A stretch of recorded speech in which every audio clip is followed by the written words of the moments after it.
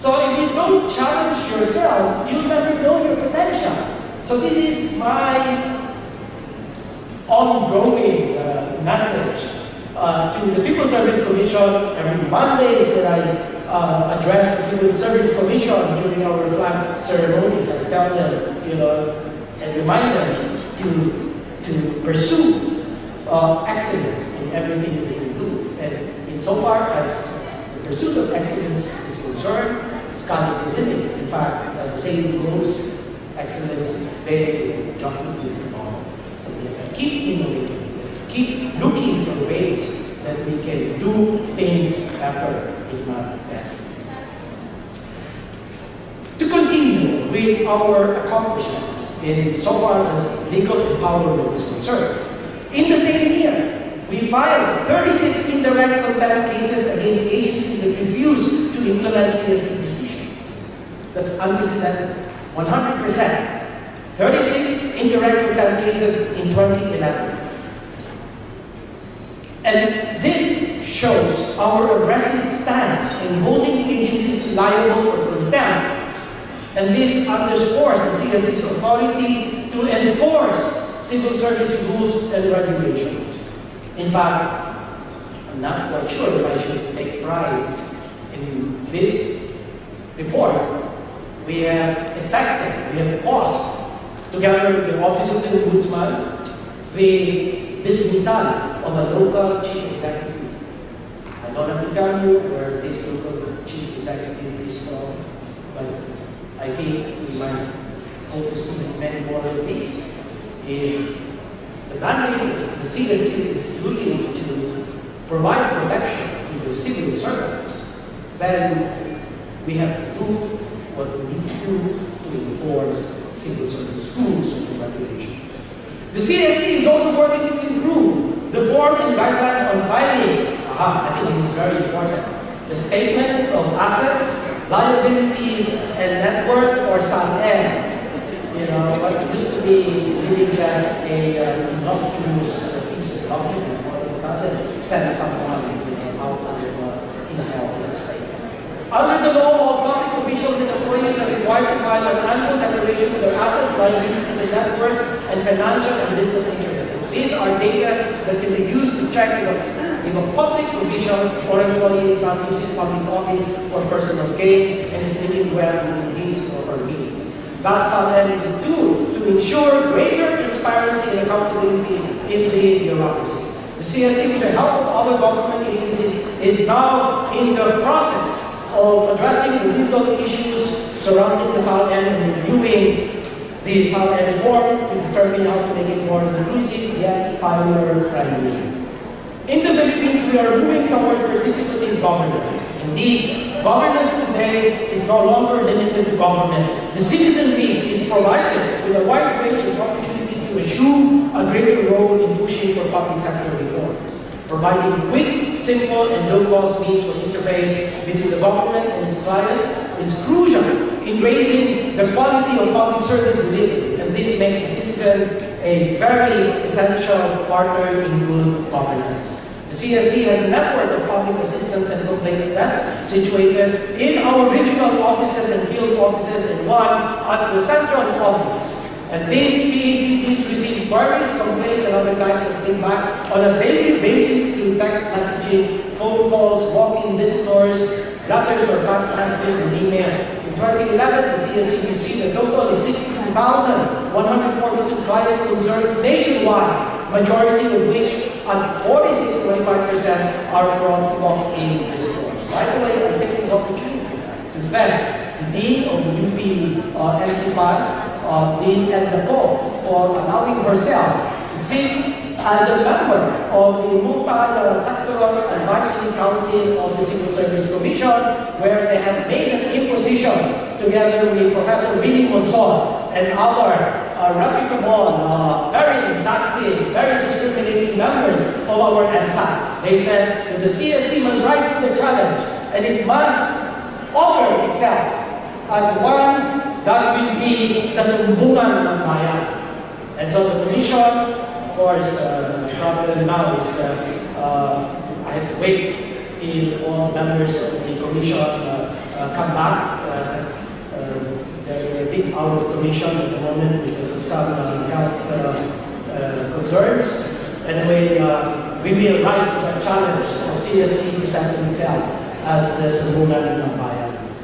The CSC was one of the few government agencies that saw the potential of text messaging as a tool to engage stakeholders. In fact, as early as 2002, or 10 years ago, it launched the Text CSC, a program where citizens can easily reach the CSC through a single mobile phone number to inquire about government services, report every public employees or request for assistance, then through a network of release action partners or liaison officers stationed in every agency, the CSC can address the issue directly without having to go through hierarchies.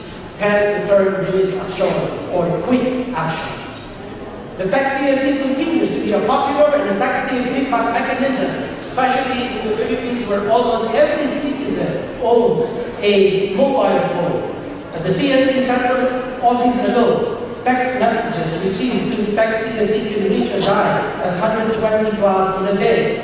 In 2011, Text CSC registered 20,823 text messages, 67% of which consisted of queries on career service examinations, CSC programs and services, policies on personal actions, and employees' benefits. More complex concerns usually take time as they need to be referred to agency authorities. For example, of the 837 referrals sent by the CSC Central Office to various government offices, majority of them, or 69%, were complaints. And most complaints received from the public were related to office systems and procedures, fixing activities, slow service, non-observance of the no break rule, and misconduct. These numbers reflect the public's increasing clamor for quality public service delivery. The Philippines has started to realize the dream of a technology-driven civil service. In this digital and information age, a government aggressively pursuing reforms cannot afford to be left behind. Thus, the CSC continually finds opportunities to maximize available technologies. One of its most significant projects, and one which the public should be excited about, is the CSC computerized examination or the COMEX system. True, the civil service examination system has come a long way, from the conduct of massive paper and pencil examinations to the holding of computer-assisted tests. We have never failed, however, in exploring avenues to better test administration. Thus, we have embarked on the COMEX project, which aims to build a system that will automate and integrate each step of the administration of computerized examination, from an applicant's registration all the way to banking of test-related data. It will make the entire process faster, easier, and more efficient, not only for the benefit of the public, but also for the CSC as administrator of civil service examination. Now, just a side note, when I went to Thailand and met with my counterpart in Thailand's Public Service Commission, I asked him, how many examinations does Thailand Civil Service have annually? And he retorted out 600,000 examinations per year. With a population of 64 million, we have a population of close to 100 million, ladies and gentlemen. But our examinees yearly is what? Just 200,000, which is like 0.5% of our population. So this is something, a serious concern that the CSC has decided to address. Thus, it is going to implement the COMEX by 2013. So, again, ladies and gentlemen, the brief rundown of the initiatives clearly indicates that the civil service does not only take cognizance of past experiences, but more importantly, seizes opportunities for growth and improvement. They also reflect the expansive and expanding role of the bureaucracy in the everyday life of the Filipino. And while the CSC leads efforts to implement reforms, it also challenges every sector to be accountable, to get involved in the journey toward building a mature, professional, and effective civil service.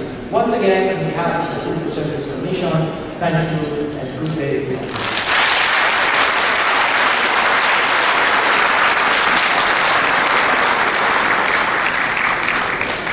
Thank you.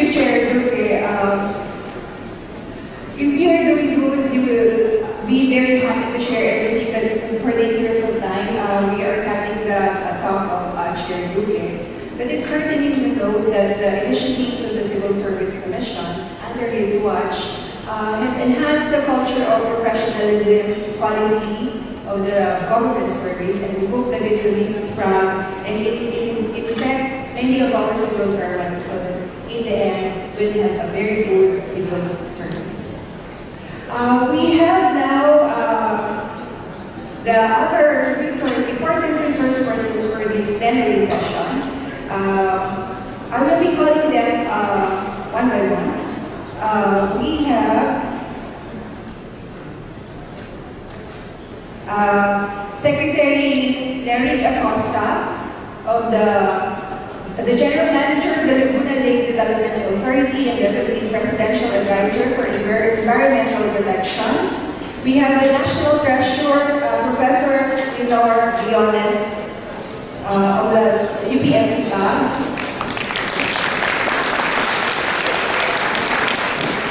And we have the ally who has been a visiting professor of the NCAG from the Florida State University, Dr. Ralph Brower.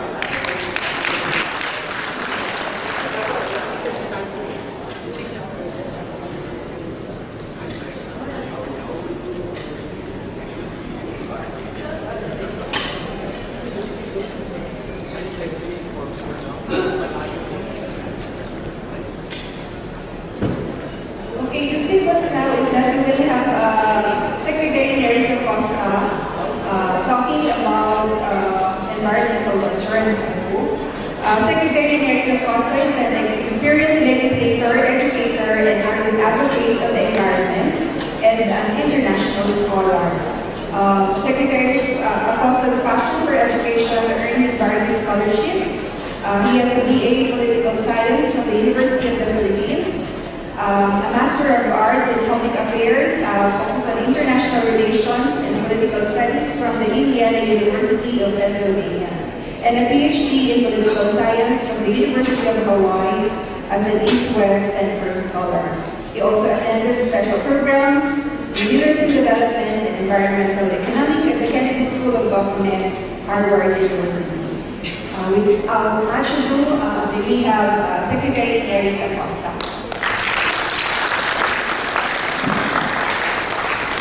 Magandang umaga po sa ating lahat.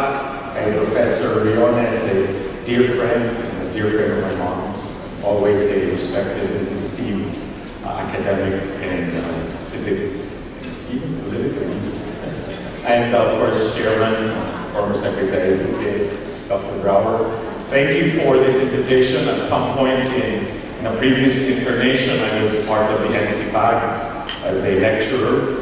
And so it's good to be back amongst fellow academics. I did wander into politics. I'm back from a hiatus to be now again in the thick of things. So much as I'd really like to engage with our fellow panelists and also with the questions that you may have vis-a-vis environmental, or I'd like to call it even larger ecological issues of governance, issues of really environmental protection and climate change, adaptation, etc.